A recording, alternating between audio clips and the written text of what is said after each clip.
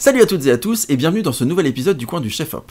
Cette semaine, un gros épisode, on va commencer tout de suite par vous dire de bien rester à la fin parce qu'on a un concours pour vous faire gagner un carnet à storyboard comme celui-ci. Méga bien, méga pratique. Donc restez jusqu'à la fin. Une annonce aussi à vous faire et surtout vous parler de recyclage d'optiques. Pourquoi recycler les optiques? Parce qu'à force de brocante et de vente et d'achat sur internet, je me retrouve avec tout un tas de cailloux dont je ne me sers pas et c'est un tort. Alors qu'en fait, en les modifiant un petit peu, en les transformant, on peut en faire des objets vraiment uniques qui peuvent être super utiles sur nos tournages. Donc restez avec moi, on va voir tout de suite comment est-ce qu'on fait ça ensemble. C'est parti.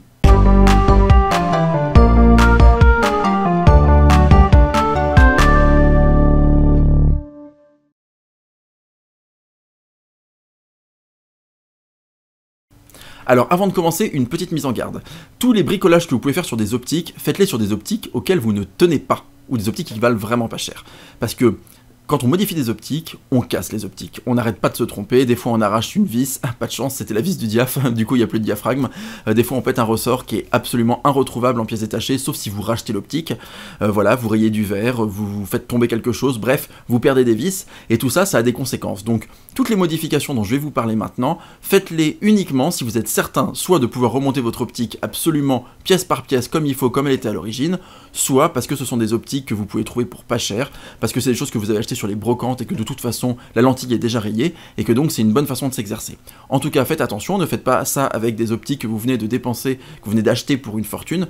Vous seriez très triste si jamais vous ne parvenez pas à remonter votre optique et sachez que très souvent, on a des galères quand on remonte les optiques. Voilà, ça c'est juste pour la petite mise en garde. La première chose dont j'aimerais vous parler, c'est de cette situation qu'on rencontre très régulièrement quand on va acheter une optique photographique et qu'on va vouloir la monter sur une caméra moderne. Le problème, le voici. La bague de diaph bruyante. Pourquoi est-ce que cette bague de diaph elle est bruyante? Tout simplement parce que le photographe, quand il fait ses réglages, il n'a pas besoin de fluidité. Il a besoin de passer de 2 à 2.8 sans qu'on ait besoin d'avoir un silence absolu. Il règle son optique, il appuie sur le bouton de sa caméra, et s'il a bien fait son taf, il a une photo telle qu'il le souhaitait. Pour nous, quand on fait de l'image animée, eh bien on a parfois besoin de faire changer le diaphragme en direct. On l'a d'ailleurs vu dans une de nos premières vidéos sur le thème du diaphragme. Et donc, dans ces situations-là, avoir un diaph qui fait du bruit, en dehors d'agacer l'ingé son, ça peut aussi éviter la fluidité dans votre image, et donc c'est quelque chose qu'on ne souhaite pas avoir. Donc quand on parle de recycler des optiques, de les transformer, la première chose qu'on va voir ensemble, c'est décliquer une optique. Pour décliquer une optique, en général, on est face à deux cas de figure. Le premier des cas de figure, c'est par exemple ceux que j'ai rencontrés hier quand j'ai préparé cette vidéo. J'ai essayé sur un Pentagon 50 mm f1.8 et j'ai essayé aussi sur une optique Zeiss Yena Flectogon 35 mm f2.4. Dans ces deux optiques, en fait, le clic de l'optique, il est généré par une petite bille de métal très fine, comme pour un roulement à billes, avec un petit ressort, et en fait, c'est poussé vers des petites tranchées prédécoupées dans la bague de diaph. Et donc à chaque fois que vous tournez la bague, la bille est poussée d'une tranchée à une autre, et donc ça donne ce petit clic qui va permettre au photographe de savoir qu'il a changé la valeur de son diaph. Il existe aussi, par exemple, sur les optiques Nikkor, un réglage qui est différent, une construction qui est différente. C'est avec une petite lamelle de métal, vous avez deux vis, vous retirez la lamelle, et tout de suite, votre clic n'est plus perceptible, et votre optique devient beaucoup plus fluide. Donc ça c'est pour la bague de diaph, pour le clic du diaph. En fait finalement ce qu'il faut faire c'est retirer l'arrière de l'optique, vous la mettez la tête en bas, vous retirez le cul de l'optique, la monture, en prenant bien soin de laisser ou de noter en tout cas la position des différentes bagues, et en fait dès que vous retirez la bague de diaph en général vous pouvez avoir même directement la bille qui tombe, il n'y a plus qu'à retirer le petit ressort, on remet la bague de diaph, on remet la monture et le tour est joué. C'est pas si complexe que ça, néanmoins des fois on a des optiques avec tout un tas de vis parce qu'en fait elles tiennent aussi un système de diaph automatique et manuel, et donc du coup des fois ça fait des petites complexités. Donc encore une fois, essayez sur des optiques qui ne valent pas cher ou des optiques dont vous n'avez pas peur de dégrader la qualité si jamais vous ne parvenez pas à remonter ce caillou. Un autre truc sympa quand on parle de recyclage d'objectifs, c'est de travailler sur les éléments optiques directement de votre caillou. Alors plusieurs possibilités, si par exemple on reprend notre optique qui sera décliquée, eh bien on pourrait par exemple démonter la frontale de cette optique. Il y a un outil parfait pour ça, qui est une espèce de double tournevis solidaire qui permet de dévisser les optiques sans les abîmer. Et pourquoi ne pas essayer par exemple de prendre cette partie frontale et de la retourner, voir ce que ça donne. Qu'est-ce que ça ferait si par exemple, au lieu d'utiliser la frontale de cette optique là, je me servais par exemple de la frontale d'un Helios 44-2. Parce que toutes ces optiques qui parfois, quand vous achetez un lot d'optiques, ou que vous allez en brocante, vous achetez un appareil photo, mais que parmi les objectifs fournis, il y en a un dont le diaph est pété, la bague de poing est coincée, bref, il est plus vraiment utilisable, il est plus vraiment réparable, eh bien, plutôt que de le jeter, ou de le laisser traîner dans un tiroir, comme j'ai pu le faire, eh bien, on va récupérer les différents éléments de cet objectif, et on va voir si on peut pas les adapter sur des optiques qui, elles, sont en meilleur état. C'est vraiment l'idée, en fait, c'est de prendre, et c'est une super façon de recycler, c'est de prendre vos différents blocs optiques, de faire des expériences, alors, clairement, hein, là, on est dans l'expérience pure, hein, c'est-à-dire que prenez votre carnet avec vous, notez, donc sachez que vous avez ici une lentille de Helios 44-2, alors oui, je la prends à la main parce qu'elle est très abîmée celle-ci, sinon mettez des gants ou utilisez du microfibre, mais vous prenez une frontale d'optique 44-2, d'un Helios par exemple, et puis vous essayez de la mettre sur ce Tokina. Ou peut-être que ça marchera pas, alors voyez ce que ça donne si vous prenez par exemple un Mir 37 mm, ou n'importe quelle optique que vous avez sous la main. L'idée c'est vous notez les optiques, les éléments que vous avez, leur position peut-être dans l'optique, et puis vous faites des croisements, vous essayez. Finalement, on est en train de faire de l'hybridation d'optique, et des fois ça donne des résultats hyper intéressants. Parfois ça va être complètement fou, avec des aberrations chromatiques dans tous les sens, et puis des fois on va se rendre compte qu'on arrive à avoir un résultat qui est intéressant, et qui en tout cas donne envie d'être utilisé sur un tournage. Pour ce qui est de ces éléments optiques, vous pouvez aussi très bien décider par exemple de les brosser, de les polir, de mettre du papier de verre très très fin, pourquoi pas de les rayer, en tout cas de modifier le verre en lui-même, de retirer le revêtement par exemple qui empêche certains types de reflets, d'utiliser de l'acétone pour dégrader volontairement ces éléments optiques et voir quels effets ça peut faire. En général, ça va produire plutôt des grands effets de diffusion. Donc si vous dégradez le côté de votre optique, par exemple les contours d'un élément optique ou d'une lentille, et que vous restez net au milieu, vous allez créer un effet particulier. Donc n'hésitez pas à démonter vos optiques. Moi ce que je fais des sacs plastiques aussi, hein, avec chaque optique est dans un sac plastique séparé, vraiment pour pas que ce soit abîmé, mais ça me permet aussi ensuite de prendre ces éléments, de faire des expériences, de les enlever, de les remettre, et au fur et à mesure de développer ma propre façon, mes propres optiques, et c'est des choses à la fin que je vais pouvoir moi proposer à des réalisateurs ou des réalisatrices qui seront à la recherche d'un effet particulier, et que je pourrai leur proposer grâce à ces bricolages. Si on parle maintenant des optiques qui seraient idéales pour être recyclées, aussi bien d'un point de vue du prix que du côté pratique de ce caillou, je ne saurais que trop vous recommander les montures de type M42. Ces optiques-là, elles sont donc avec une monture qui fait 42 mm de diamètre, qui se vise sur l'appareil photo pour lequel à la base elles sont conçues. Et ce qui est très intéressant, c'est qu'en fait ces optiques, on peut facilement les convertir vers des caméras numériques, qu'on parle de Sony, Canon, Fuji, Nikon, etc., etc. Et donc ce qui est très intéressant avec ces optiques-là, c'est qu'elles ne demandent pas beaucoup d'efforts pour être adapté sur nos appareils modernes. Il y a une notion qu'il faut quand même comprendre quand on va modifier des cailloux, c'est ce qu'on appelle la distance de tirage. En fait, la distance de tirage, qu'est-ce que c'est? C'est que chaque type de monture va avoir une distance de tirage spécifique. Par exemple, les M42, c'est 45,5 mm. C'est très simple, vous allez voir. En fait, si on prend notre optique, il faut qu'elle soit à une distance particulière du capteur ou de la pellicule pour permettre d'avoir l'infini. Si vous n'avez pas l'infini, ça veut dire que vous ne pouvez pas aller au bout du décor, de l'horizon, et vous ne pouvez pas voir toute votre image. En vidéo, ce serait dommage de ne pas pouvoir filmer jusqu'au bout, sauf si c'est une optique qu'on a vraiment construite dans ce sens-là. Et donc, ce qui est intéressant, c'est que ces optiques-là, finalement, les adaptateurs sont souvent plus longs, les distances de tirage des capteurs dont on parle, des caméras dont on parle, sont plus longs. Ça veut dire que si vous mettez un adaptateur, par exemple pour Fuji, vous allez rajouter une assez grosse distance pour permettre d'avoir l'infini. Donc si on met à part les montures PL, comme celle avec la caméra avec laquelle je me filme, qui demande à avoir une distance de tirage qui est compliquée, parce que ces optiques-là ont des gros culs, et que du coup c'est difficile de les rentrer dans les optiques, en réalité c'est hyper facilement adaptable. Néanmoins, sachez que vous pouvez jouer avec cette distance de tirage. Si par exemple vous décidez d'allonger, d'éloigner l'optique du capteur, comme par exemple on l'a vu avec des tubes à longe qui sont spécialisés pour ça, eh bien vous allez avoir une distance de point qui sera très très proche de l'optique, ce qui peut être très intéressant. A l'inverse, si vous vous rapprochiez trop du capteur ou de la pellicule, eh bien dans ce cas-là, vous n'allez pas avoir un super close focus, hein, vous allez avoir le point assez loin, mais surtout vous allez aller plus loin que l'infini, ce qui n'a pas grand intérêt. Donc ces optiques-là, les M42, aujourd'hui on les trouve facilement dans les brocantes, sur les marchés, sur internet. C'est des choses qui sont vraiment faciles à trouver pour très peu cher.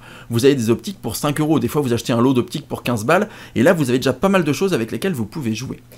A l'inverse, il existe un type de monture que je vous recommande de ne pas utiliser, c'est typiquement les montures de type Canon FD. C'est des optiques qui en fait, à la base, plutôt que d'avoir l'optique qui rentrait dans l'appareil, c'était des optiques dont l'appareil rentrait dans l'optique. Donc la monture était différente, et le problème c'est qu'aujourd'hui à adapter ça coûte très cher. Il existe des adaptateurs, mais qui ne sont pas des adaptateurs qu'on peut installer et désinstaller aussi facilement que sur du M42, et ça coûte 150 balles l'adaptateur. Donc si vous la modifiez, en général vous n'avez pas envie de casser votre optique juste derrière. Donc attention aux montures, certaines sont plus faciles que d'autres à utiliser. Il existe enfin une monture qui s'appelle le Pentagon 6, qui aussi elle est facilement adaptable sur des caméras numériques. D'ailleurs, puisqu'on parle de caméra numérique, petit exemple de situation un petit peu extrême, pour ma caméra, qui est donc avec une monture PL, j'ai voulu adapter ce Jupiter 9 85 mm, monture de base M42, et l'adapter en monture PL. Le problème, c'est qu'effectivement, le Jupiter, il ouvre à 2, donc il a un très gros arrière, et qu'en fait, il ne rentrait pas dans ma monture. En fait, je décalais la distance de tirage, et ça m'empêchait d'avoir l'infini. En fait, j'avais un close focus très intéressant, j'étais presque en macro, mais par contre, je ne pouvais pas filmer à l'infini. Or, si je prends un 85 mm, c'est pour pouvoir l'utiliser dans toutes les situations. Il m'a donc fallu scier mon optique. Donc voilà, j'ai scié l'optique à cet endroit-là. Vous avez de la soudure à froid, donc c'est une sorte de résine époxy avec des éléments de métal, et donc j'ai retransformé mon optique. Après plusieurs essais infructueux, grâce à de l'impression 3D et un peu de patience, voire beaucoup de patience, ça a été possible. Encore une fois, ne faites ça que si vous êtes vraiment certain ou certaine de pouvoir avoir quelque chose à la fin qui fonctionne. Dernier exercice de recyclage dont j'aimerais vous parler, c'est de travailler sur le diaphragme de l'optique. On va prendre un exemple tout simple. Pour préparer cette vidéo, j'ai travaillé sur un Flectogon 35 mm f2.4, pour le décliquer à la base, mais qui avait aussi un souci au niveau de l'ouverture et de la fermeture. À chaque fois qu'on tournait la bague de diaph, on sentait bien qu'il y avait une sorte de résistance. Pour le même réglage, des fois, l'ouverture n'était pas la même. J'ai donc démonté l'optique, et j'ai réalisé, après l'avoir beaucoup démonté, parce que le Flectogon, il y a énormément de couches, je me suis rendu compte qu'en fait, il n'y avait pas... il y avait un ressort qui était complètement distendu et qui ne fonctionne plus du tout, qui ne fait plus son boulot, et qui ne me permet pas de faire réagir le diaphragme en fonction de la bague de diaph, pardon. Or, le souci c'est que ces petits ressorts-là, moi je n'en ai pas en stock, et donc, puisque de toute façon c'était foutu pour foutu, je me suis lancé dans l'expérience de retirer intégralement toute la partie du diaphragme. Autrement dit, j'ai fait une optique, un 35 mm, qui reste bloqué à 2.4 d'ouverture. J'ai d'ailleurs collé la bague de diaph pour bien signifier qu'on ne peut pas modifier son ouverture. Et donc ce qui est très intéressant, c'est d'essayer de pousser cette ouverture au maximum. Ou par exemple, comme on l'a fait dans la vidéo pour le Helios 44.2, utiliser une forme pour changer la forme du bokeh, du flou de votre optique. Alors on peut faire cet ovale qu'on utilise pour reproduire des effets d'optique anamorphique, mais rien n'empêche par exemple de mettre une forme, une étoile, une lettre, quelque chose qui ferait que le flou de votre image serait à ce moment-là le bokeh serait transformé et reproduirait cette forme que vous installez dans votre optique. Pour ces situations-là, l'impression 3D est un plus, évidemment, mais rien n'empêche de faire vos petits disques avec du papier aluminium, avec des feuilles de plastique très fines, etc. etc. Par exemple, des pochettes plastiques pour des documents, des porte-documents, vous vous servez de la pochette plastique, vous coupez au diamètre du diaphragme, et puis vous faites la forme que vous souhaitez, et puis vous faites l'expérience. En tout cas, ce qui est très intéressant, c'est que vous pouvez aussi, avec le diaphragme, transformer complètement votre optique. Pourquoi pas mettre un demi-diaphragme, pourquoi pas retirer, je sais pas moi, une lamelle sur deux, si c'est possible, pour faire en sorte d'avoir un diaphragme qui soit peut-être en forme d'étoile. En tout cas, ce qui est très intéressant, c'est que le diaph, vous pouvez aussi le modifier, vous pouvez aussi travailler dessus, et c'est encore une façon finalement d'utiliser des optiques qui seraient vouées à crever dans un tiroir pour les transformer et faire quelque chose qui soit unique et que vous allez pouvoir utiliser ensuite sur vos tournages. Voilà pour cette vidéo sur le recyclage de vos vieilles optiques oubliées dans des tiroirs. J'espère qu'elle vous aura plu, intéressé, appris des choses, tout ça. En tout cas, faites-nous vos retours, ça nous intéresse de voir ce que vous allez en faire et voir ce que vous pouvez transformer avec ces optiques qui dorment et qui n'attendent qu'une chose, c'est être modifiées. Donc j'avais dit qu'il y avait deux choses à voir, une annonce et un concours. On commence par l'annonce. Voilà, j'ai le plaisir de vous annoncer qu'on a créé un site internet qui s'appelle cinématographeur.store. Hyper simple, dans lequel en fait vous allez pouvoir trouver des éléments en vente, alors pas mal de choses d'occasion en réalité, parce que j'achète des lots d'optiques, j'achète des lots d'appareils photo, je modifie des éléments, certains me servent, certains ne me servent pas, et donc du coup je les revends habituellement sur internet, sur des sites dédiés à la vente, et au final je me dis que c'est pas inintéressant de proposer un site dédié aux chefs opérateurs ou aux aspirants chefs opérateurs, et permettre à ces personnes voilà, de s'équiper avec des bouquins à storyboard, avec des vieux filtres coquins vendus pas très cher, L'idée c'est pas de faire de la marge, c'est plutôt de vendre des choses qui sont un peu des bons plans, qui sont là et qui finalement traînent aussi dans mes tiroirs et que j'ai déjà, donc ça me sert à rien de les avoir en double. Donc voilà, quelque chose dont vous pouvez profiter. Donc voilà, je vous invite à découvrir le site cinématographeur.store et sans plus tarder, on va parler du concours. Pour célébrer les 406 abonnés au moment de cette vidéo, qui est complètement une excuse, je vous propose de gagner ce livre à storyboard, qui fait 80 pages, qui est très intéressant. Vous pouvez faire des plans au sol, vous pouvez faire dessiner vos storyboards, vous pouvez le donner à votre meilleur pote storyboarder parce que vous ne savez pas dessiner. Bref, vous pouvez en faire ce que vous voulez.